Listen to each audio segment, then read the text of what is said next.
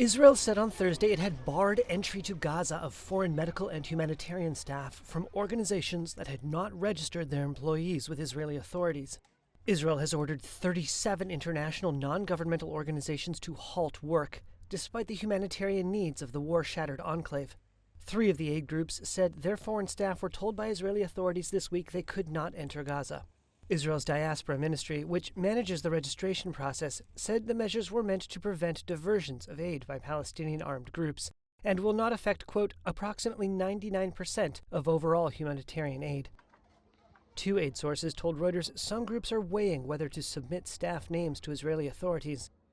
But NGOs say sharing staff details poses a risk, pointing to the hundreds of aid workers who were killed or injured during the 2-year Gaza war.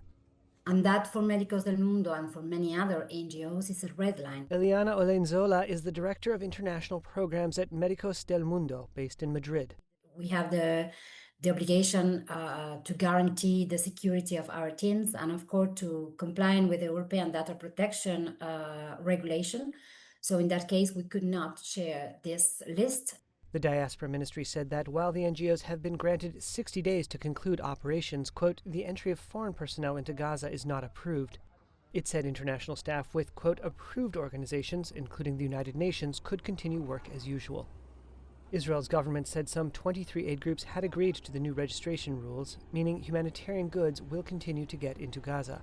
Israel accuses Hamas and other armed groups of stealing aid meant for Palestinians in Gaza.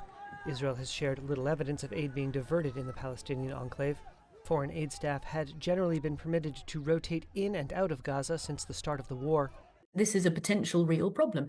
Anna Halford is a Gaza emergency coordinator at Médecins Sans Frontières in Deir el-Balah. How do we get stuff into Israel and across to Kerem Shalom if we're not allowed to be present in Israel? MSF bolsters 6 Gaza Health Ministry hospitals and runs 2 field hospitals. The Médicos del Mundo NGO screens Gaza residents for malnutrition and provides mental health services. The head of Gaza's Al-Shifa hospital told Reuters the banning of groups like MSF could affect hundreds of thousands of people.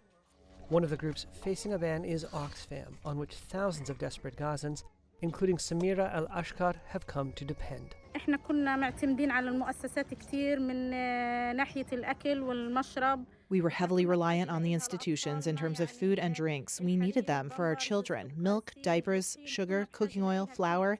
We needed them so much. Now, after the war, everything is missing, and things have become dire. We were very dependent on Oxfam. It helped us with so many things.